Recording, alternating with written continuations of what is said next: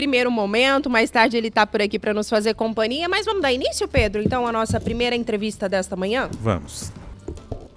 Jornal da CBN Cuiabá.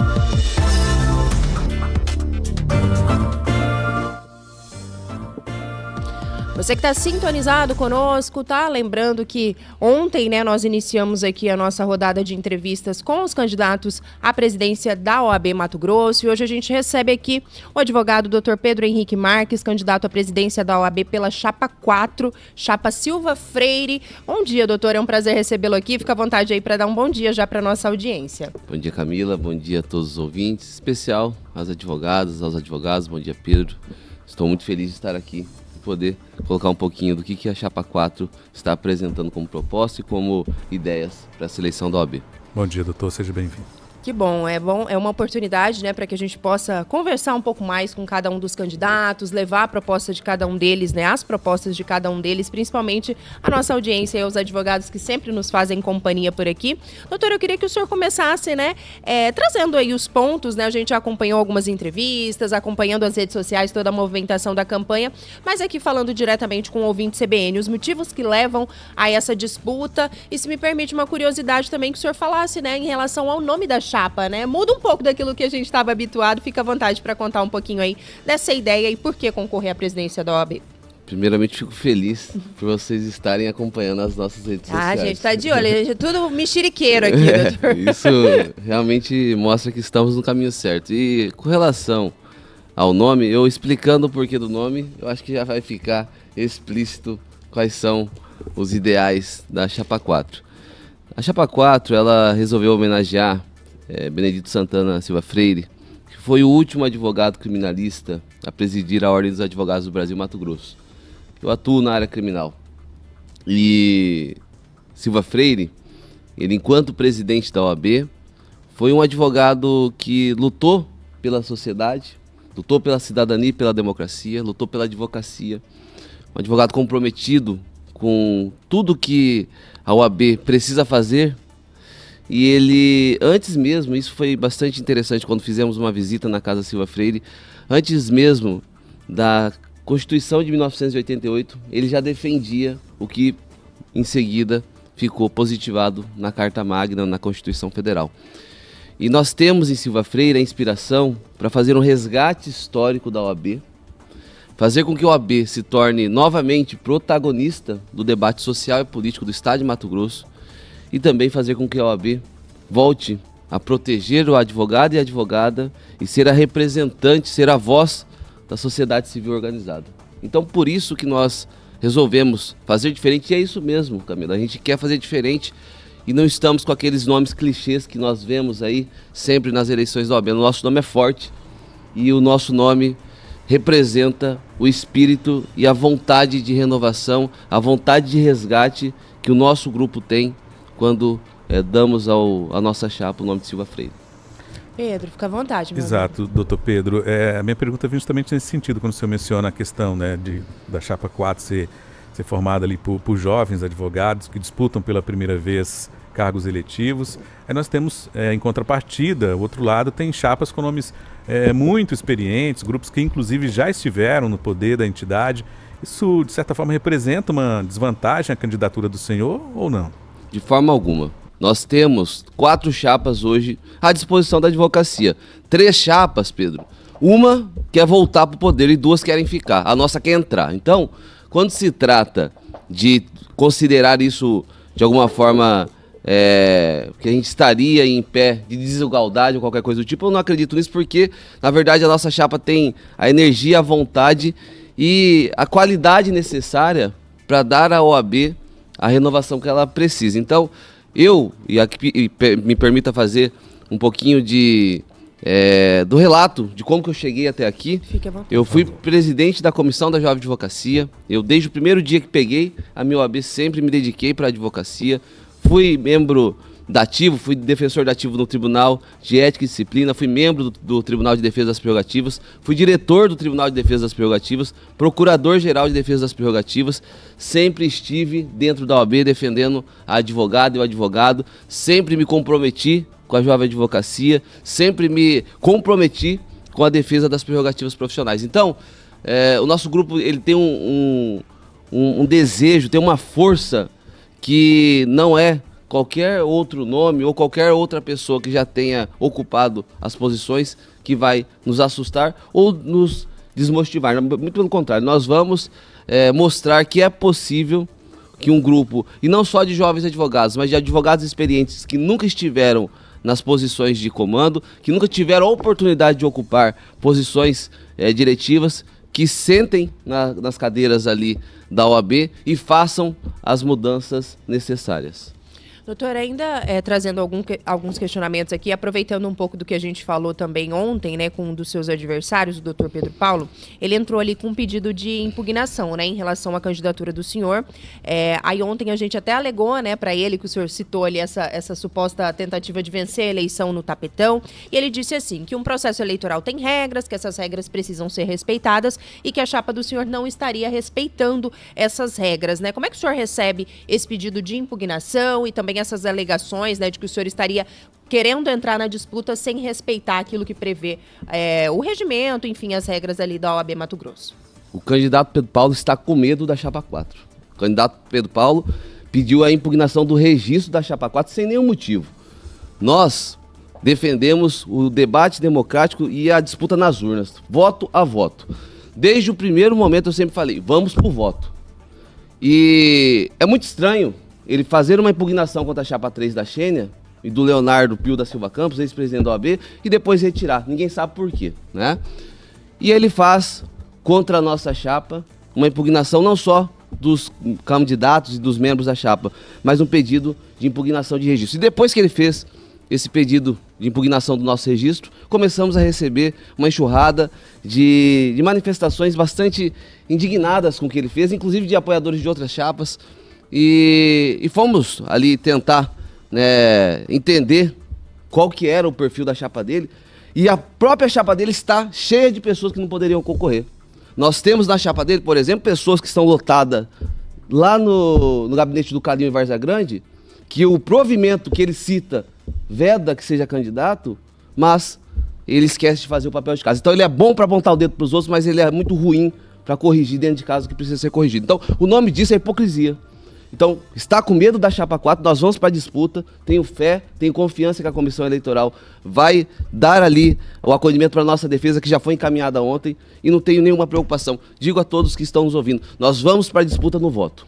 E em relação a essas supostas irregularidades que existiriam na chapa dele, o senhor pretende tomar alguma medida em relação a isso? Ainda é possível, né? Já passou. Me perdoe a falha ali, não sei exatamente como é que é o regimento nesse caso. Já passou o prazo de impugnação, cabe à comissão eleitoral avaliar se vai aplicar de ofício como fez, porque ele tentou fazer ali a desistência do pedido de impugnação, mas o tiro saiu pela culatra, porque a comissão eleitoral processou de ofício a impugnação contra a candidata Xênia. Então, cabe à comissão eleitoral avaliar. Eu estou preocupado em pedir voto, em fazer proposta e cuidar do meu povo. A chapa dele é ele que cuide. Pedro Panock, daqui a pouquinho a gente tem uma pausa para o repórter CBN, mas dá tempo de seguir mais uns instantes por aqui. Doutor Pedro, as principais críticas dos adversários à atual gestão têm sido relacionadas à falta de transparência. O senhor compartilha desse sentimento e, sendo eleito, o que o senhor pretende fazer de forma prática para mudar esse cenário? Pedro, nós temos como ponto de partida quanto a essa pauta da transparência a criação imediata de um sistema em que o gasto não vai ser mais disponibilizado trimestralmente. Nós vamos fazer a disponibilização no site da OAB imediata após nós fazermos o dispêndio financeiro. Como que vai funcionar isso? Nos moldes do que, por exemplo, nós temos na Justiça Eleitoral. Então eu gastei R$1 para compra de um copo, em 72 horas estará disponível no site da OAB, inclusive para eu ser cobrado pela advocacia. Nós vamos mudar a forma de publicar as contas, nós vamos tornar a transparência da OAB algo mais acessível para o advogado. Eu não vou apenas comprovar que gastei com o copo, vou justificar o porquê que eu gastei com aquele copo. Então concordo quando a crítica vai no sentido de que precisamos de mais transparência na OAB e nós vamos melhorar isso. Nós vamos, primeiro, ter austeridade com os gastos, fazer um corte daquilo que é supérfluo, investir naquilo que precisa ser investido e fazer ali, imediatamente após o dispêndio financeiro, uma publicação no site. Dentre esses cortes, doutor, que na visão do senhor, neste momento estariam, gastos, aliás, que estariam ocorrendo e que seriam supérfluos, o que o senhor citaria pra gente?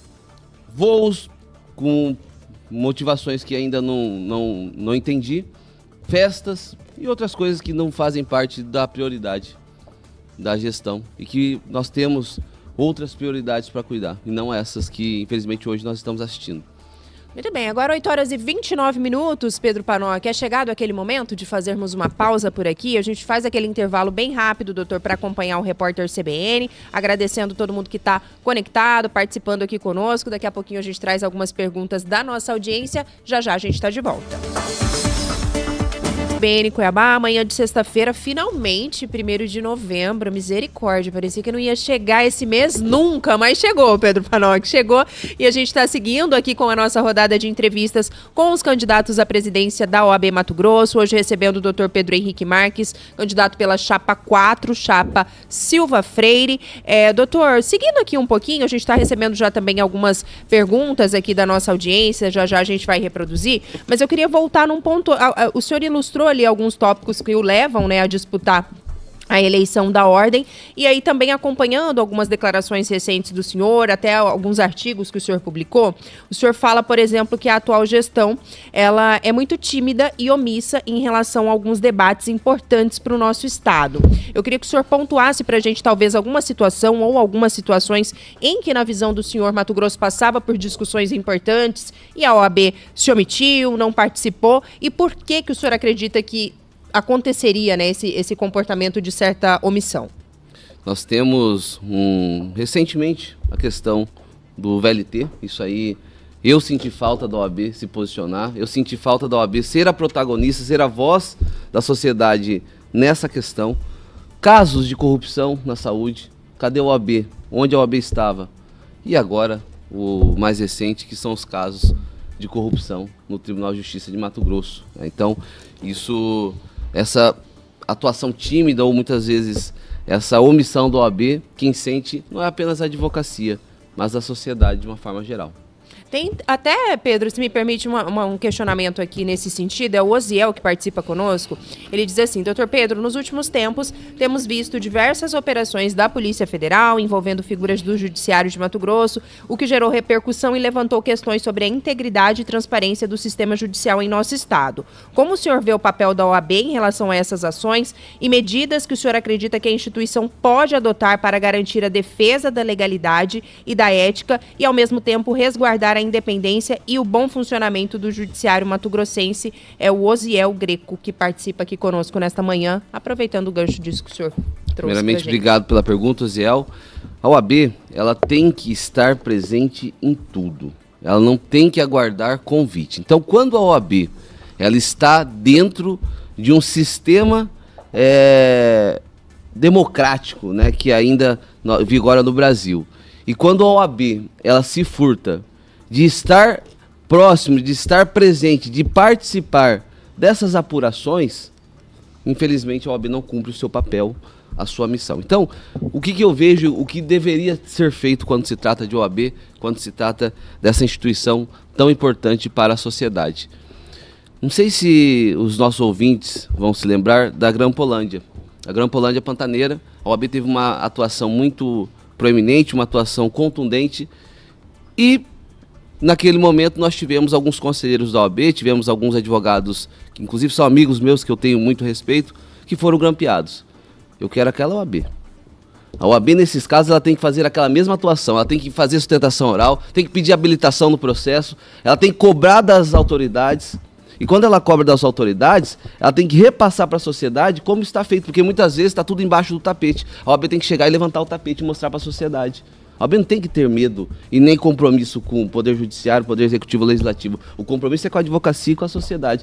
E para deixar aqui muito bem posicionado a nossa postura, eu entendo que o presidente da OAB ele tem que estar nesses debates como um advogado da sociedade. Ele tem que se portar como advogado da sociedade, como ele faria com o cliente. Então, fazer habilitação nas apurações, nas investigações, levar à sociedade o que foi apurado, levar à sociedade, olha a sociedade, pedir a habilitação e foi negado. Então tudo isso daí é papel da OAB, porque quando a OAB se cala, infelizmente, quem sente é a sociedade. Em qualquer regime que o Estado democrático se mostra abalado, a primeira profissão que sofre é a do advogado.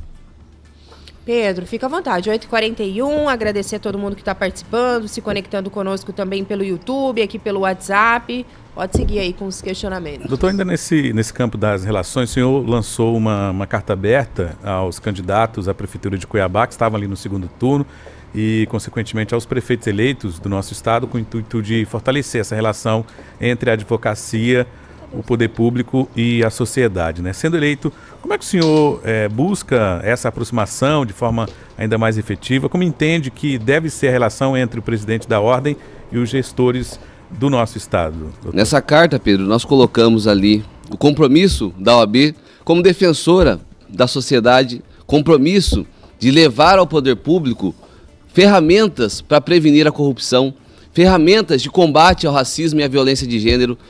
Ali naquela carta nós colocamos a OAB como um órgão que vai fiscalizar, que vai estar entre o cidadão e a sociedade e o poder público. Nessa carta nós queremos justamente, Pedro, resgatar a OAB de Silva Freire.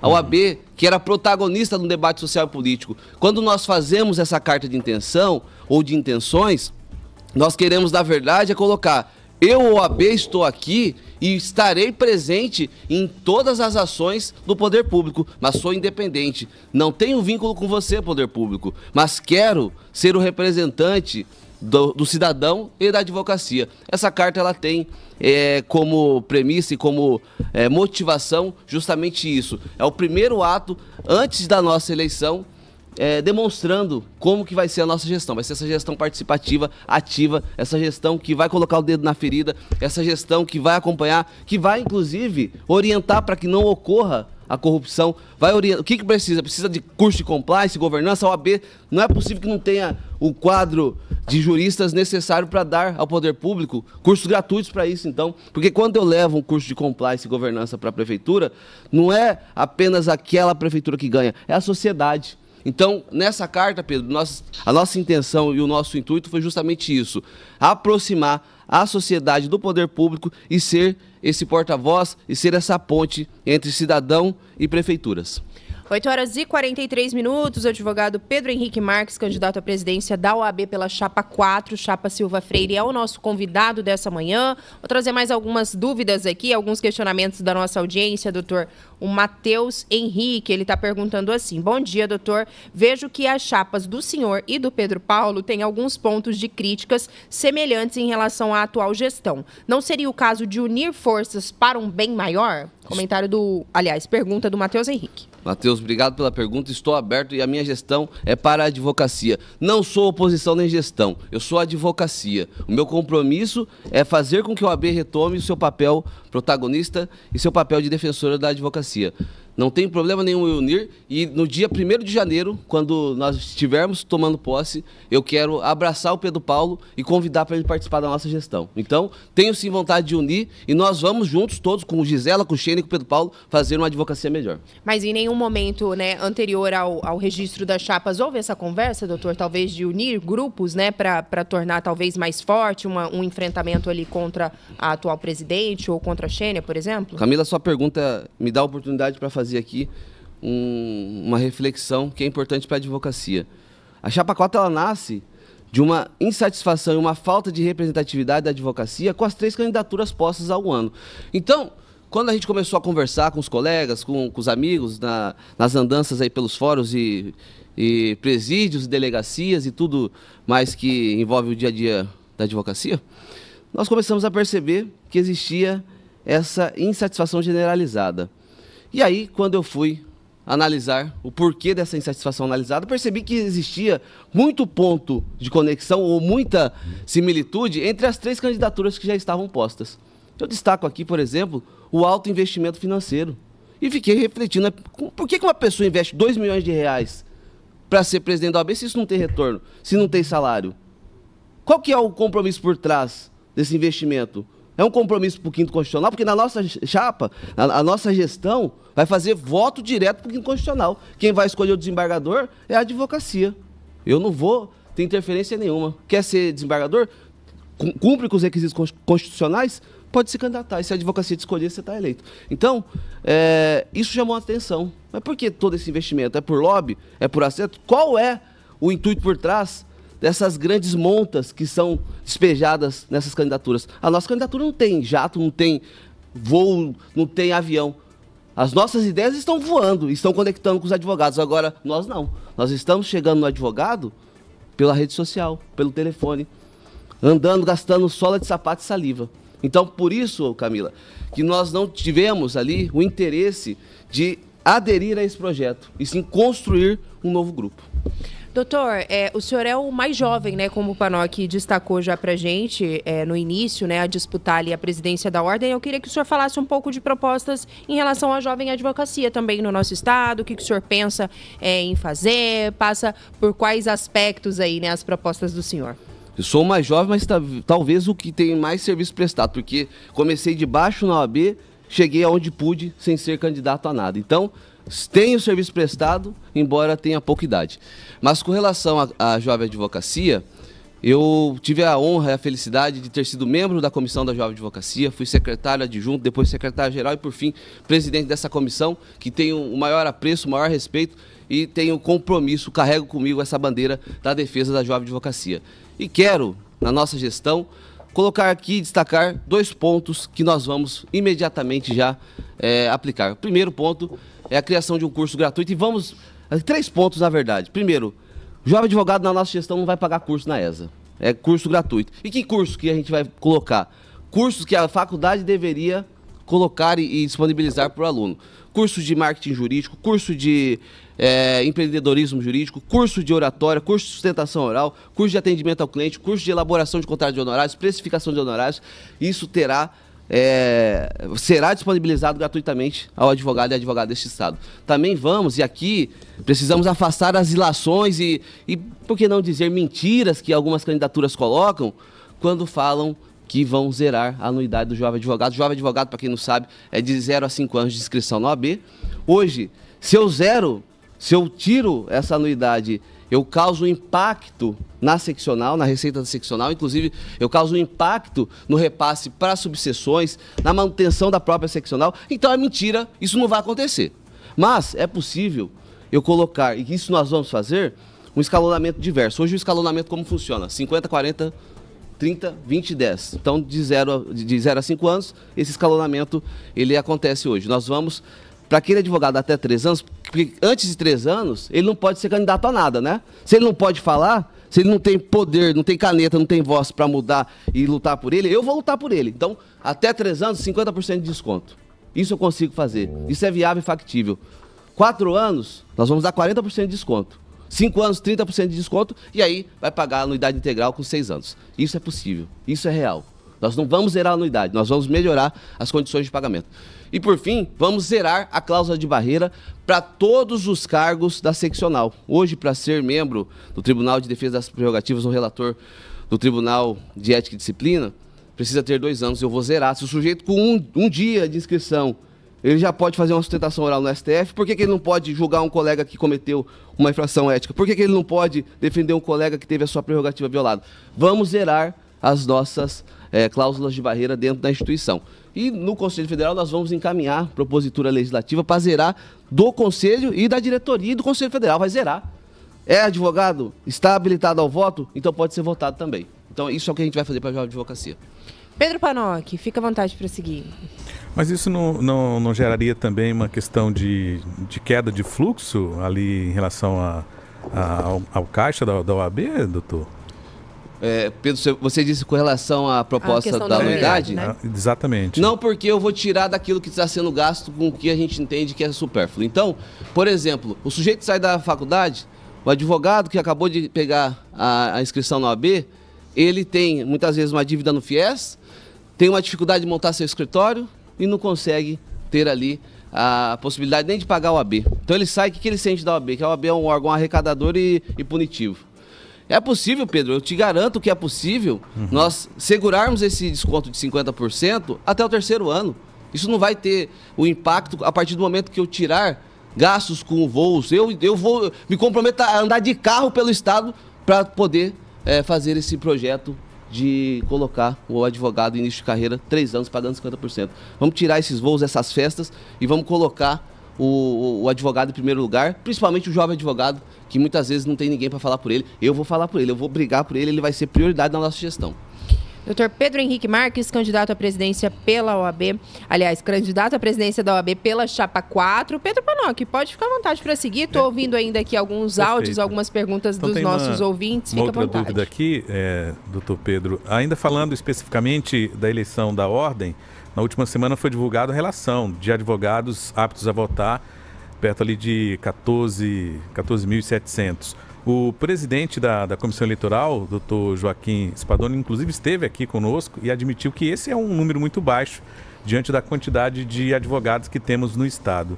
Na visão do senhor, isso é uma demonstração de que os advogados não se sentem representados pela OAB Mato Grosso? Como reverter, de repente, esse cenário, doutor Pedro? Pedro, conversando com a advocacia, o que a gente ouve de colegas que falam bem assim para nós.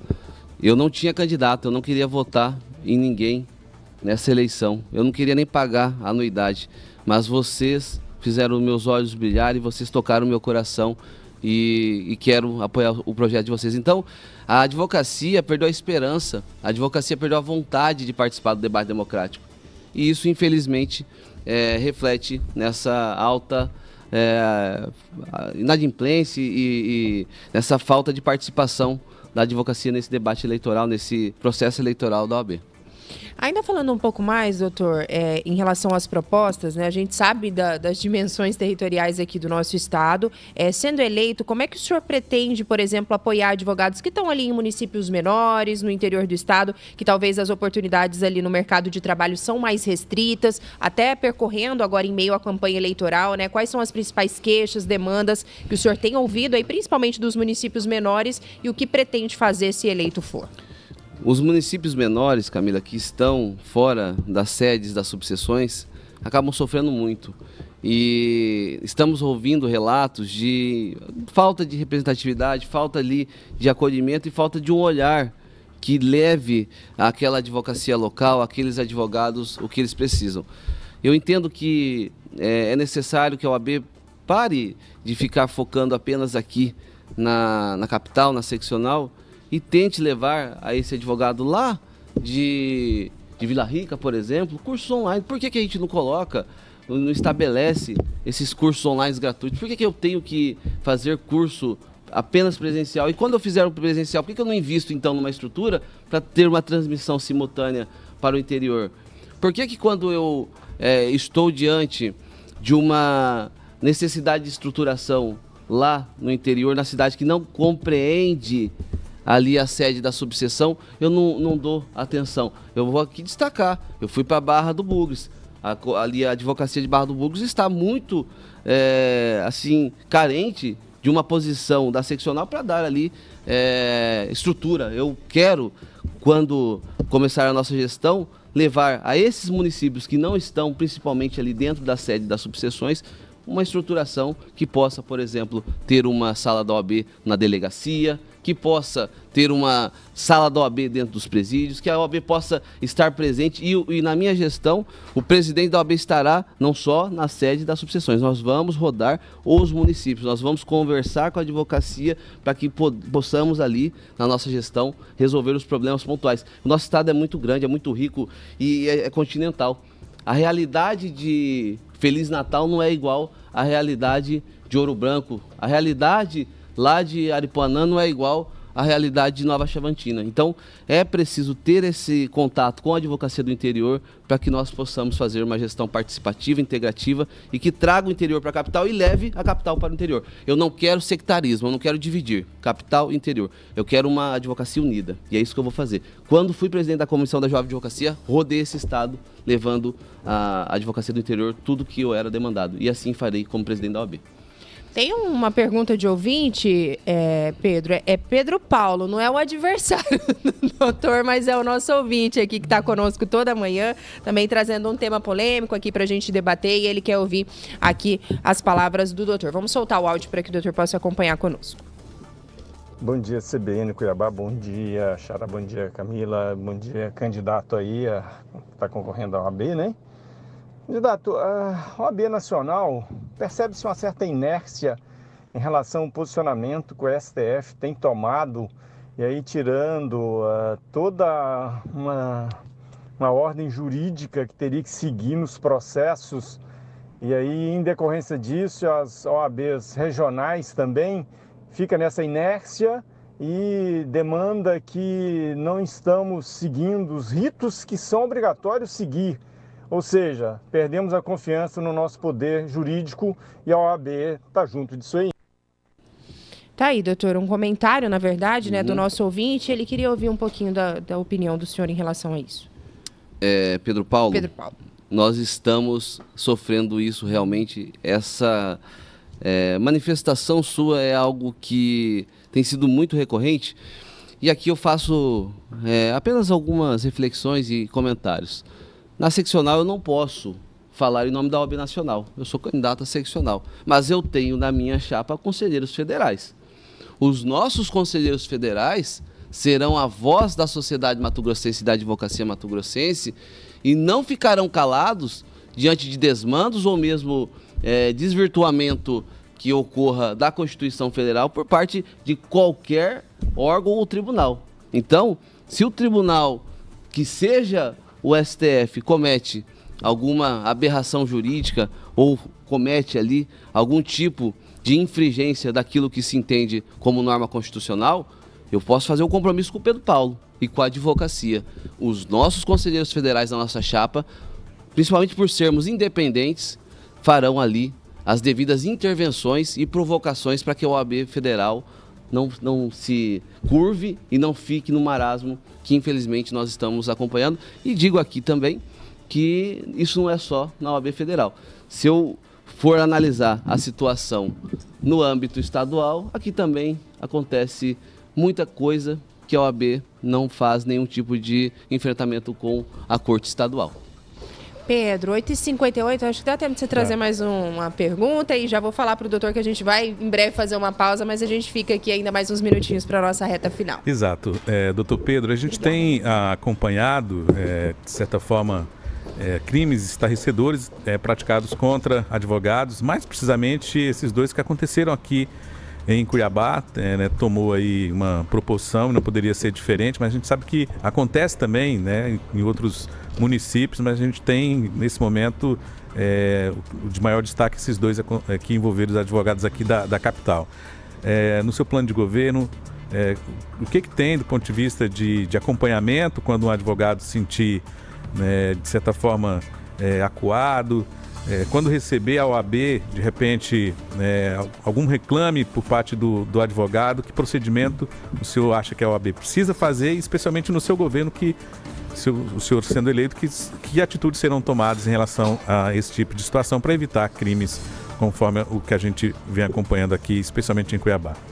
Pedro, nós vamos articular junto ao Poder Público a criação do Programa de Proteção à Advocacia. Esse programa, já existe um projeto de lei, que foi inclusive articulado pela OAB Nacional, que visa dar ao advogado e à advogada que estão sob ameaça ou com risco de morte, uma proteção e um cuidado mais, eu diria, especializado por parte da segurança pública. Então, nós vamos articular junto ao Poder Público, Pedro, a criação desse programa de proteção. E nesse programa de proteção, o que nós queremos é que os órgãos de segurança e inteligência do Estado possam, assim como é feito na Maria da Penha, na Lei Maria da Penha, assim como é feito quando se trata de proteção à testemunha, possam proteger, permitir que esse advogado fique vivo. A advocacia não quer morrer, o advogado quer trabalhar com independência e segurança. Nós vamos assegurar que esse advogado trabalhe com a independência e segurança. Chegando a demanda na OAB, não é o advogado que vai cobrar a aplicação desse programa de proteção, é a OAB.